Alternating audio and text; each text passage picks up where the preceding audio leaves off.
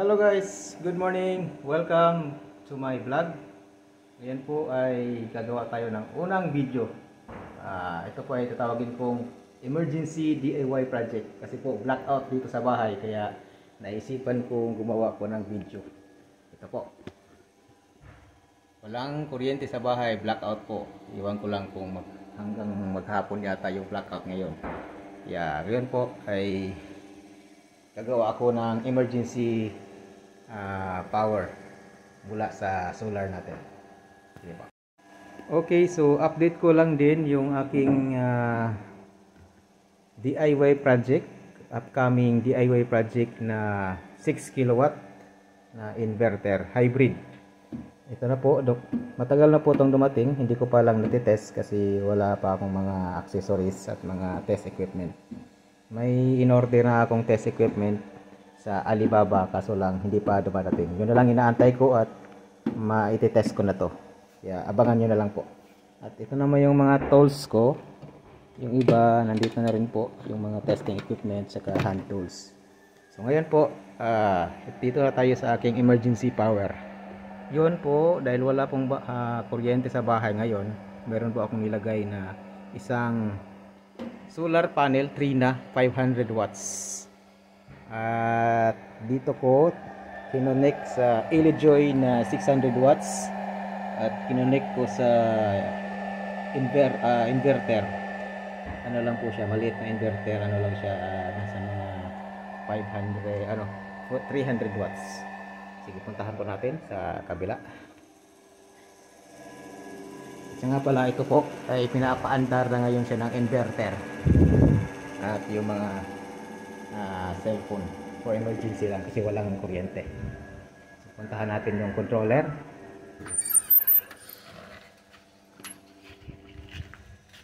At siya nga pala, ito din yung in-order ko na solar panel Trina 500 watts.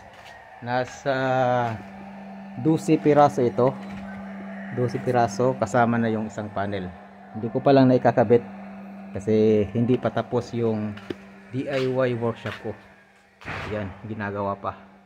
Malaki-laki pang trabaho yan, matatagalan pa. Dito tayo sa aking controller na Elejoy. So si Elejoy ngayon ay mayroon siyang nakukuhang voltage input mula sa Trina solar panel, nasa 33.8. tapos siniting ko yung Elejoy na 13.8 volts at may nahahatak siyang amperahe na 5.8 amps mula sa solar panel. Maliit lang kasi maliit lang naman yung load na kakabit. Isang electric fan lang at dalawang cellphone charger at isang CCTV camera. So yan, gumagana po siya. Kaya napakasulit talaga ng solar panel, solar setup pag walang kuryente. Tingnan natin. Ang amperahe niya, compare natin sa ating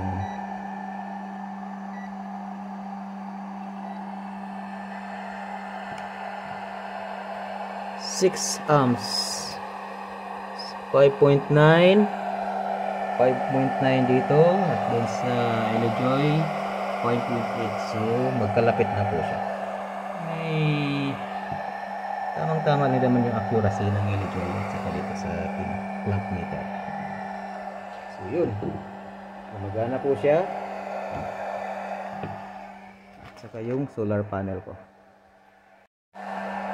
At saka ang nakagandahan din po sa Elejoy, kung titingnan mo yung setup ko, ang output ng Elejoy direktang nakakonect sa inverter. So kung titingnan mo, wala pong battery na nakakonect at gumagana siya. Yun po ang advantage ng Elejoy. Gagana siya kahit TV lang yung nakakonect at walang battery. So talagang gamit na gamit siya dahil yung battery po ay napakamahal. Kaya kung wala ka pa pong budget, pwede po ito na mag-set up ng ganito po. Ngunit sa umaga lang po siya magagamit at yung during tirik yung araw. At ito 500 watts yung aking PV. Nasa 33 volts. So gagana na po yung LJoy.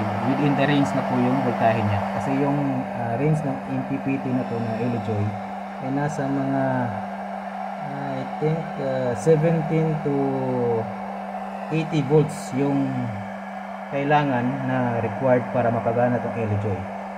Hindi siya katulad ng ibang mga MPPT controller na kailangan siya ng battery bago siya gumana, kasi yung power sequence ng ibang ACC na MPPT ay battery first saka yung PB.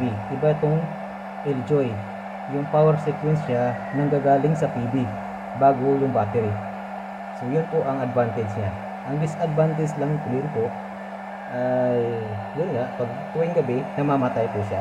Hindi katulad ng yung mga common na ACC na kahit gabi na ay naka-on pa rin kasi doon siya kumukuha ng power sa battery. So yun, depende na lang po kung paano nyo gamitin itong LJoy. Para sa akin, the best to kung wala ka pang budget at yung gusto mo lang magkaroon ng power sa umaga. 33, 13.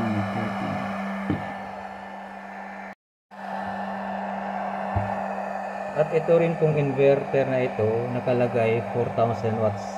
Huwag po kayong maniwala dito. Hindi po yan tunay na 4,000 watts. Nasa mga 300 watts lang po ito. At pag nasobraan mo 300 watts yung load, namamatay po siya. Kaya huwag po kayong maniwala dito. Nabili ko po ito sa Lazada. Binili ko lang po ito for DIY purpose. Gusto ko po kasing gamitin dito sa LJoy. Kasi swak tong dalawa magpa-partner.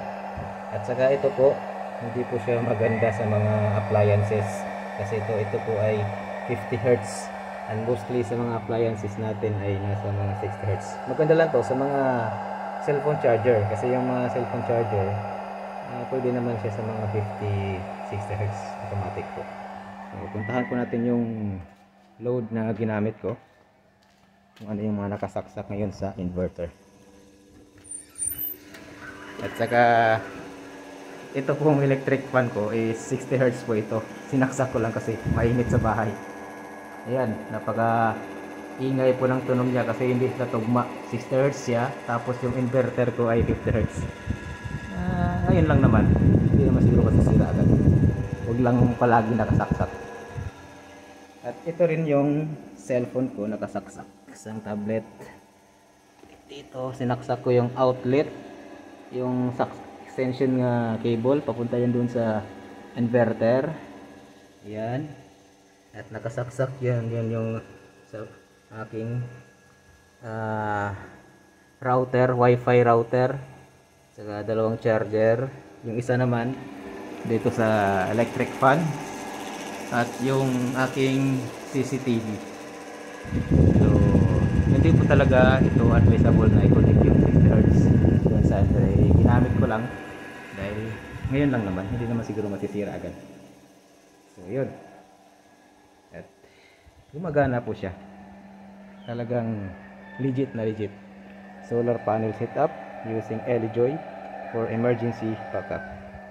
So yun lang po, tirik na tirik yung araw at wala pang kuryenteng bumabalik, kaya si solar panel mo nang bahala at si LJoy. So yun lang po, maraming salamat.